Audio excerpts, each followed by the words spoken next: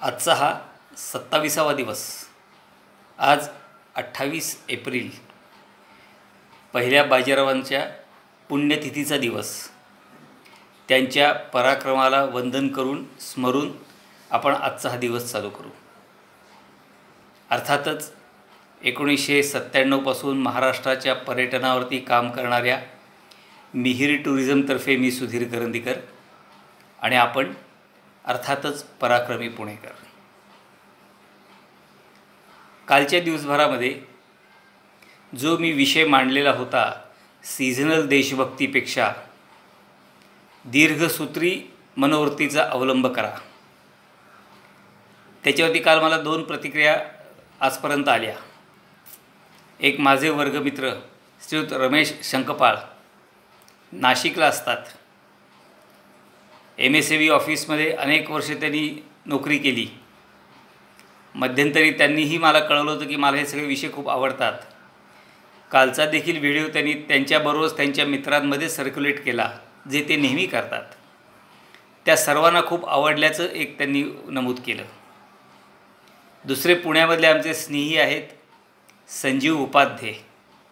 त्यांनी आज सकाळी फोन करून सांगितलं की कालचा व्हिडिओ मला खूपच आवडला, कारण जी वस्तुस्थिती आहे ती तुम्ही स्पष्टपणाने मांडलीत आणि त्यामुळं माझ्या मनातलं तुम्ही बोललात असं त्यांनी मला सांगितलं. त्याच्यावर त्यांनी अजून एक मला सूचना केली. मला म्हणाले की नुसतं व्हिडिओवरून काही एखादं क्लिप पाठवणं, ह्याच्या बरोबरीने व्हिडिओ कॉन्फरन्सिंग 8 ते 10 लोकांपर्यंत किंवा लाईव्ह चॅट अशा पद्धतीचं तुम्ही सुरू का करत नाही, ही सूचना त्यांनी मला पूर्वी देखील केली होती आणि आजही त्यांनी केलेली आहे. नुसता लाईव्ह चॅट कशा करता? आपला हा सगळा विषय गावोगावी येऊन मांडण्याची सुद्धा माझी तयारी आहे. फक्त त्याला ती वेळ यावी लागते. आत्ताचं जे लॉकडाऊनचे जे विषय आहेत त्याच्यामध्ये काही गोष्टी करण्यामध्ये मला मर्यादा खूप पडतात. म्हणजे आज विषय काय मांडायचा ह्याचा विचार करून 10 मिनटाचं माझं म्हणणं आपल्यासमोर मांडणं आणि पुन्हा परत आपल्या सर्वांपर्यंत तो विषय पोचतो आहे ना दिवसभरामध्ये, ह्या सगळ्या गोष्टी मॉनिटर करणं, ह्याच्यामध्ये नाही म्हटलं तरी वेळेची आणि मनाची देखील गुंतवणूक होते. थोडं जर ऑफिस आपलं सर्वांचं जनजीवन सुरू होऊन जाऊ द्यात, मग त्याचाही आपण विचार करायला लागू. हरकत काही नाही, उलट स्वागतार्ह आहे. आता मूळ जो विषय आपण मागे सुरू केलेला होता तो आपला व्यवसाय किंवा आपली नोकरी, त्याच्यामधून आपल्या सामाजिक जाणीवा आणि आपला उदरनिर्वाह ह्या सगळ्यांचं म्हणून एक अद्भुत रसायन करण्याबद्दलचा विषय. अर्थ हा विषय सर्वांच्या आयुष्यात खूप मोठा असतो. महाराष्ट्राच्या बाबतीत तो मला प्रकर्षाने जाणवतो, कारण गेल्या 100 वर्षामध्ये आपली बदललेली मनस्थिती आणि त्या मनस्थितीमुळेच आपण गेली 100 वर्ष आपल्याच टीमला सातत्याने पराजित करत आलेलो आहोत. त्यामुळे ही जी पराजित होण्याची जी परंपरा आहे ती ह्या वर्षापासून आपण खंडित करावी अशा मताचा मी आहे. ढोबळमानाने म्हणायचं झालं तर महाराष्ट्रामध्ये गड किल्ले आहेत, लेणे आहेत, देवळं आहेत, विविध प्रकारचे संस्कृतीचे विषय आहेत, पर्यटन म्हणून, व्यवसाय म्हणून विषय आहेत. असे सगळे म्हणून जे विषय आहेत त्या सगळ्यांचा जर आपण विचार करायला लागलो तर त्या विषयासाठी एखाद्या माणसाने काम करायला सुरुवात केलेली आहे आणि तो त्याच्यामध्ये चांगल्या पद्धतीने जीवन जगतो आहे, अशी उदाहरणं फार दुर्मिळ आहेत. साधारणतः आपल्या माणसांकरता जो काही करण्याचा प्रयत्न करतो तो अपयशीच ठरतो. अगदी अजून पुढे जाऊन म्हणायचं म्हटलं तर तो साधारणतः भिकेला लागेल इथपर्यंत स्थितीपर्यंत तो जातो. ही वस्तुस्थिती आपण लक्षात घेतली पाहिजे. हे मी त्रागाने म्हणत नाही आहे, पण मग हे जेव्हा मी म्हणतो तेव्हा तुम्ही म्हणाल की मग करंदीकर तुम्ही 22-23 वर्षे कशा टिकलात? मग तुम्हीही देशोधडीला लागायला हवा होतात किंवा भिकेला लागायला हवा होतात? आपलं म्हणणं खरं आहे. ह्या सगळ्या गोष्टींपासून मी वाचलो. त्याला एक कारण असं आहे की जेव्हा 94 साली मी पुण्यामध्ये आलो त्या दिवशी कफल्लक अवस्थेत होतो. काय करायचं असा कुठलाही मार्ग डोळ्यासमोर नव्हता. त्यावेळेला पिंपरी इथे एका कंपनीमध्ये मी 2 वर्षासाठी नोकरी पत्करली होती. त्या कंपनीचे मालक होते जनार्दन पांडे, बिहारी माणूस. त्यांच्याकडून मला काही दीक्षा मिळाली असं मी म्हणतो. ज्या दिवशी पहिल्यांदा माझी आणि त्यांची भेट झाली, त्यांनी मला केबिनमध्ये बोलवलं, बसवलं आणि सांगितलं की केबिनच्या बाहेर असेपर्यंत तुम्ही काय आयुष्य जगलात हा माझ्या उत्सुकतेचा किंवा चौकशीचा विषय नाही. आत्ता आपण दोघं एकमेकांसमोर बसलेलो आहोत. आपण दोघांनी आजपासून जे काम करायचं ते आपलं काम असेल. मागं काय झालं ह्याच्यामध्ये मला रस नाही. ही पहिली गोष्ट त्यांनी सांगितली. आणि त्यानंतर त्यांच्या माझ्याकडून काय अपेक्षा आहेत त्यांनी मला सांगितल्या आणि म्हटलं ठीक आहे, करू, आपण सुरुवात करू असं म्हणून सुरुवात झाली. खिशामध्ये पैसे नसताना सुद्धा लाखो रुपये कसे उभे करायचे हे कसब त्या माणसामध्ये होतं. मला नेहमी म्हणायचे कि ये लाइबिलिटी क्या चीज़ होती है. तुम कोई अगर बात करने की सोचते हो तो लाइबिलिटी तो बनने वाली है, और अगर लाइबिलिटी अगर बनती है तो ब्याज से और इंटरेस्ट से क्यों डरते हो. जितना ब्याज आपको देना पड़ता है उससे दुगुना पैसा उत्पन्न करने की बात सोचो. आणि हा विषय मला कुठेतरी बऱ्याच गोष्टी शिकवून गेला. महाराष्ट्र पर्यटनामध्ये मी काम करत असताना त्यांनी मला जी शिकवण दिली ती शिकवण मला आजपर्यंत उपयोगी पडलेली आहे. आणि खरं म्हटलं तर गेल्या 22-23 वर्षामध्ये जे दैनंदिन प्रश्नांची उत्तरं द्यायची, जो सिलॅबसचा विषय असायचा, त्या सिलॅबसच्या बाहेरचेच प्रश्न जास्त यायचे. त्यावेळी गेली 22-23 वर्ष माझ्यामध्ये एका अर्थाने प्रॅक्टिस कुठली झाली तर आउट ऑफ सिलॅबस प्रश्न येणार आणि ते प्रश्न आपल्याला सोडवायचे आहेत. तसाच आत्ता कोरोनाचा देखील विषय आहे.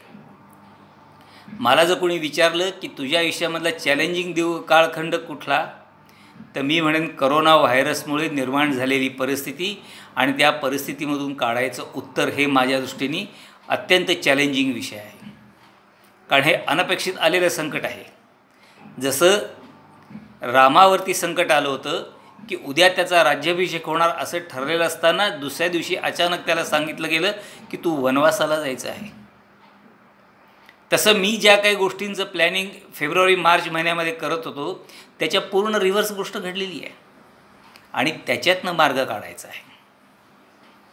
आणि ती मला जी शिकवण मिळाली त्यातनं मी आज ह्या स्थितीपर्यंत येऊन पोहोचलो.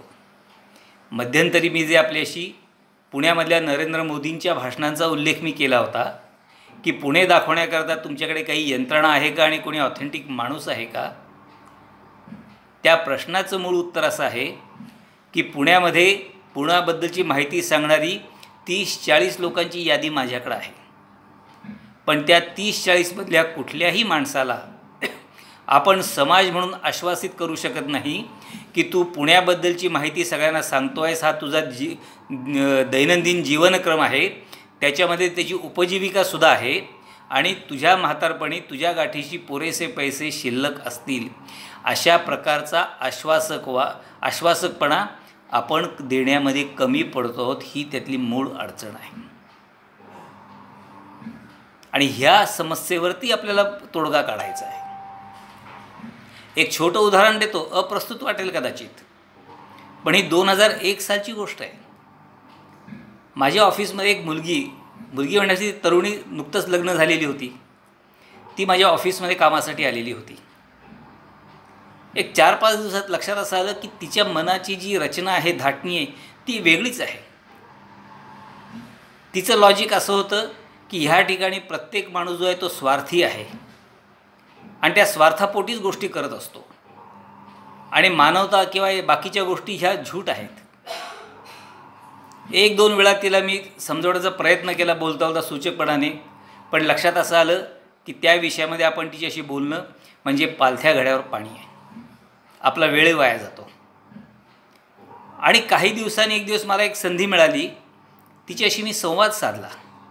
तिला मी सहजपणाने म्हटलं की रस्त्यावरनं 2-3 जण चालत चाललेले आहेत एकत्र आणि चालता चालता एखाद्या माणसाचा पाय घसरतो आणि तो माणूस जोरात रस्त्यावरती पडतो. तर तो जेव्हा जोरात रस्त्यावरती पडतो तेव्हा पडलेल्या माणसाची प्रतिक्रिया काय असते आणि न पडलेल्या लोकांची क्रिया काय असते. मला म्हणाले की जो माणूस खाली पडलेला आहे त्याची स्वाभाविक अपेक्षा अशी असते, प्रतिक्रिया अशी असते की अरे मला कोणीतरी उठण्यासाठी मदत करा ना. आणि जे आजूबाजूला उभे असतात त्यांची स्वाभाविक क्रिया अशी असते की हा माणूस पडला आहे, ह्याला आपण सहाय्य केलं पाहिजे, मदतीचा हात दिला पाहिजे. आणि मग ते सगळं घडतं, त्याला उठवतात, बाजूला बसवतात, कुणीतरी आपल्याजवळची पाण्याची बाटली काढतं, त्याला घोडभर पाणी पाजतं, त्याला हुशारी आली की ते पुन्हा परत चालू लागतात. मग मी तिला म्हटलं की आता कल्पना अशी कर की तू आणि मी आपण दोघंही रस्त्याने चाललेलो आहोत आणि चालत असताना तू जर जोरात पडलीस तर मी काय करेन तुला वाटतं. तर मी असं करेन, मी तुझ्याकडे डुंकूनही बघणार नाही, मी सरळ पुढं निघून जाईन. कदाचित माझ्या मागून येणारे लोक बघतील, कदाचित माझ्या नावाने ते आरडाओरडा करतील की हा माणूस कसा काय पुढं निघून चालला म्हणून, आणि तुला ते सर्वतोपरी मदत करतील. आणि ती सर्वतोपरी त्यांनी मदत केल्यानंतर जेव्हा तुला हुशारी वाटेल तेव्हा मात्र चित्र वेगळं असेल. कारण ज्यांनी तुला मदत केलेली आहे कुठलीही अपेक्षा न बाळगता, त्यांना असं वाटेल की अरे ह्या मुलीला आपण कुठून मदत केली, नसती मदत केली तर बरं झालं असतं. समोर जो माणूस चालत चालत पुढं निघून गेलेला आहे तो जास्त योग्य कृती करणारा माणूस होता. मी म्हटलं कारण तुझा जो माइंडसेट आहे की प्रत्येक गोष्ट माणूस स्वार्थापोटीच करत असतो, त्याला तिथं उत्तर आहे. कारण तू पडल्यावरती मी तुला उठवणं, ह्याच्याकरता तुला मदत करणं म्हणजे तुझ्या मनामध्ये असा भाव निर्माण होणार की बहुतेक सरांना माझ्या अंगाला स्पर्श करायचा होता म्हणून त्यांनी मला उचललं, हा सरांच्या मनातला स्वार्थ होता म्हणून त्यांनी मला उचललं. आणि त्या तुझ्या जे लॉजिक आहे त्या लॉजिकच्या जाळ्यामध्ये मला अडकायचं नव्हतं म्हणून मी पुढं निघून जाणार म्हटलं. आता म्हटलं एका गोष्टीचा विचार कर की ही मनोवृत्ती आपण कायम ठेवणार का नाही ठेवणार. आणि ह्या तुझ्या मनोवृत्तीनं जर काम करणार असेल तर माझ्या इथं काम करू नकोस, दुसरीकडे काम कर. मुद्दा काय आहे की प्रत्येक गोष्ट जी माणूस करतो ती स्वार्थापोटीच करतो. तो व्यवसाय करतो म्हणजे पैसा कमवण्याकरताच करतो, तो अत्यंत पैसा मिळवतो म्हणजे अत्यंत वाईट प्रवृत्ती आहे. अशा प्रकारच्या मानसिकतेमधून आपण बाहेर येण्याची आवश्यकता आहे. सकाळी मला जे दोघांनी, आमचे रमेश संकपाळकर किंवा संजीव उपाध्ये, त्यांनी मला कॉम्प्लिमेंट जी दिली ती काय होती, ती स्वार्थापोटी थोडीच होती. सहजपणाने एखादी गोष्ट चांगली वाटली आणि आपण त्या चांगल्या गोष्टीला चांगलं म्हटलं, हा त्यातला भाव आहे. आणि त्या प्रकारचा भाव आपल्याला जागृत करण्याची आवश्यकता आहे. तो काही काम करतो म्हणजे त्याचं कामाचं आपण समर्थन केलं पाहिजे आणि समर्थ आपल्या कुवतीनुसार आणि त्याच्या आवश्यकतेनुसार ह्या दोन्हीचा सांगड घालण्याची आवश्यकता आहे असं मला वाटतं. आणि म्हणून आजच्या दिवशी आपण ह्या ठिकाणी थांबू. उद्या परत ह्याच विषयाचा पुढचा भाग आपण कंटिन्यू करू. धन्यवाद.